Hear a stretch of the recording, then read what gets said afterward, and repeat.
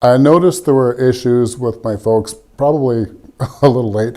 I think my dad had technically already moved out in a trial separation. It was around third grade. They had an extended separation. There were some issues going on, and they finalized their divorce when I was around fifth grade.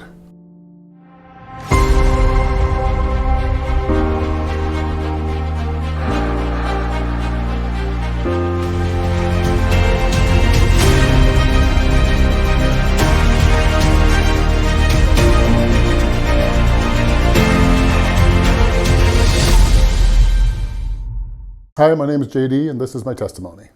Good things I remember about my childhood would be, first thing that comes to mind is family trips.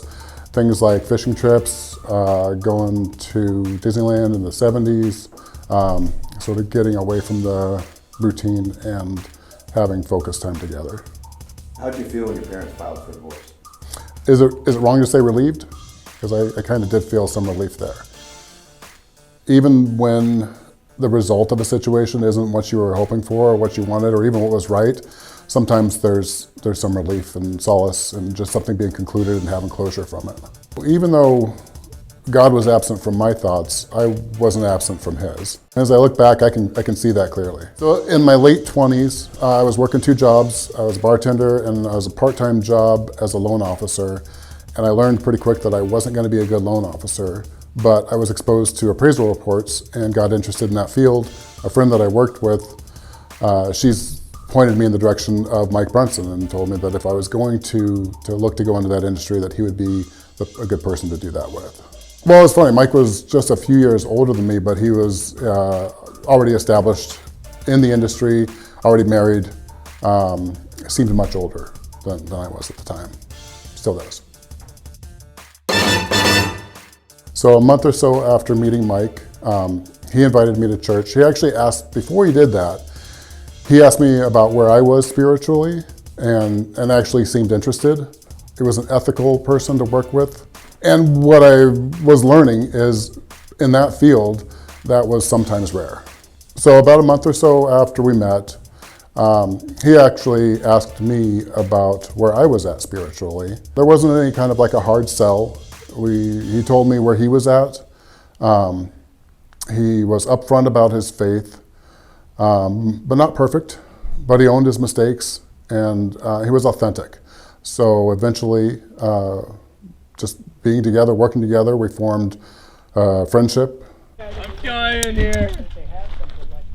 JD, where are you? Sometimes when people extend an invitation to church or when people are asking about you spiritually, sometimes it seems like they're just sort of waiting for you to finish your response so that they can get on to what they've already pre-chambered to move their part of the conversation forward. So I just remember he was actually interested in what I had to say and where I was at the time.